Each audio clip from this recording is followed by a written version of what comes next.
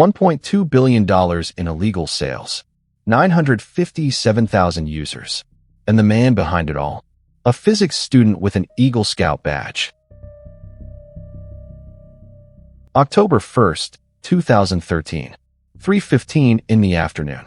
Inside the Glen Park Branch Library in San Francisco, a 29-year-old man sits at a table with his laptop open, chatting online.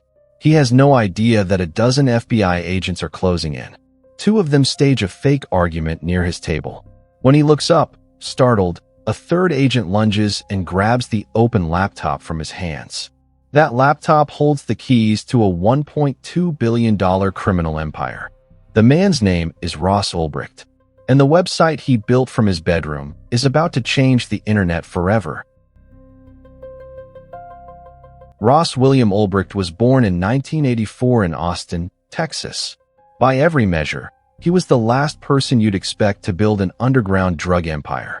He earned his Eagle Scout badge as a teenager. He graduated with a degree in physics from the University of Texas at Dallas in 2006, then earned a master's in materials science from Penn State in 2009. Friends described him as kind, idealistic, and deeply intellectual. But Ulbricht had a passion that went beyond the lab. He was a devoted libertarian, heavily influenced by Austrian economics and the writings of Ludwig von Mises.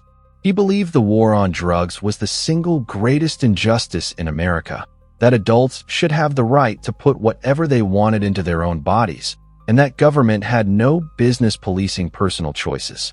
In January 2011, Ulbricht sat down at his computer and wrote in his journal, "I began working on a project that would give people the freedom to make their own choices."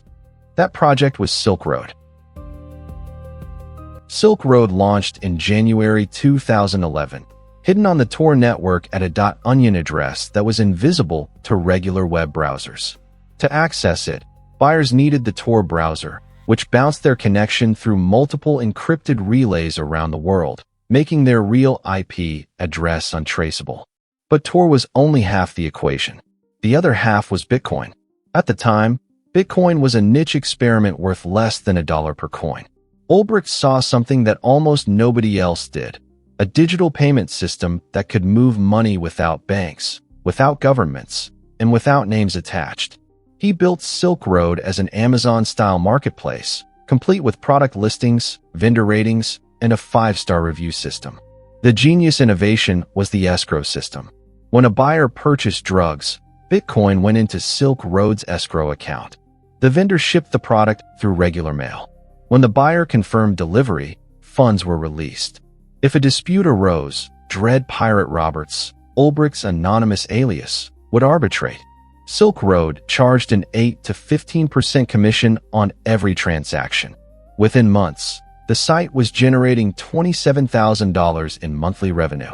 By its peak in 2013, the marketplace had over 13,000 drug listings for 1,000 active vendors and nearly 1 million registered users. Cocaine, heroin, LSD, MDMA, prescription pills. If it existed, Silk Road sold it. The one thing Ulbricht initially banned was anything that harmed unwilling participants. No stolen data, no weapons, no child exploitation material. In his mind, this was not crime. It was freedom. On June 1st, 2011, a journalist at Gawker published an article titled, "The Underground Website Where You Can Buy Any Drug Imaginable." The story went viral overnight. Traffic to Silk Road exploded. Senator Chuck Schumer held a press conference the following week, calling on the DEA and Department of Justice to shut the site down immediately. But shutting it down was the problem. The FBI, DEA, IRS, Homeland Security, and Secret Service all launched parallel investigations, and none of them could find the server. Tor made Silk Road effectively invisible. As the pressure mounted, something changed inside Ulbricht. His journal entries shifted from idealistic manifestos to paranoid calculations. When a vendor threatened to expose user identities, chat logs recovered from his laptop showed Ulbricht reaching out to someone he believed was a hitman. He allegedly paid $730,000 in Bitcoin across 5 to 6 separate murder-for-hire contracts. None of the killings were actually carried out. One of the supposed hitmen was actually an undercover DEA agent named Carl Force. Another was simply a scammer who took the money and disappeared. But the intent was documented in chilling detail on Ulbricht's own laptop. Meanwhile, two federal agents working the Silk Road case were running their own criminal operation. DEA agent Carl Force stole Bitcoin from Silk Road users while posing undercover. Secret Service agent Sean Bridges diverted $820,000 in Bitcoin into his own accounts. Both were later convicted. Force got 6.5 years. Bridges got nearly 6. The breakthrough came from the most unlikely source, an IRS agent. Gary Alford wasn't a cybersecurity expert. He was a tax investigator. But he had a hunch. While the FBI was burning through millions trying to crack Tor's encryption, Alford went to Google. He searched for early mentions of Silk Road and found a post on the Bitcoin Talk forum from January 2011, just days after the site launched. The username was Altoid. The post read, "Has anyone seen Silk Road yet? It's kind of like an anonymous Amazon." Alford dug deeper. He found another post by the same Altoid account, this time on a job board, looking for a programmer. That post included an email address, Ulbricht@gmail.com. In that moment, the world's most anonymous dark web kingpin was identified by a single Google search. Agents spent months building the case. They traced Ulbricht's movements to San Francisco. On October 1st, 2013, they found him at the Glen Park Branch Library. The arrest team's biggest fear was that Ulbricht would close his laptop. His hard drives were encrypted with software that would have locked investigators out forever. That's why agents staged the fake argument. When Ulbricht looked up, the laptop was snatched while still logged into the Silk Road admin panel. The screen showed the Dread Pirate Roberts dashboard.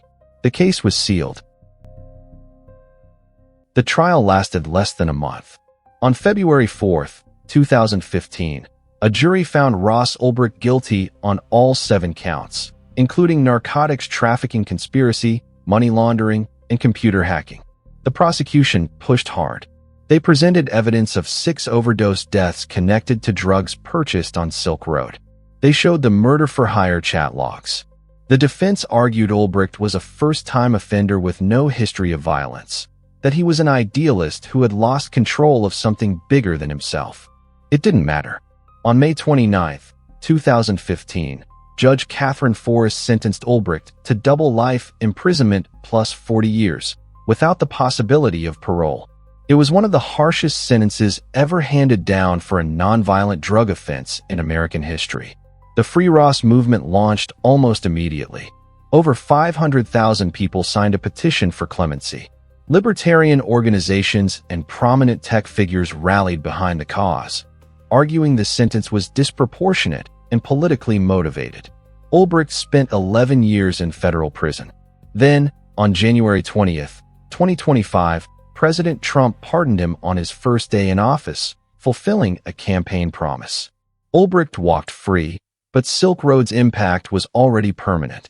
In 2022, federal agents seized $3.6 billion in Bitcoin from a man named James Joan, who had hacked 50,000 Bitcoin from Silk Road back in 2012.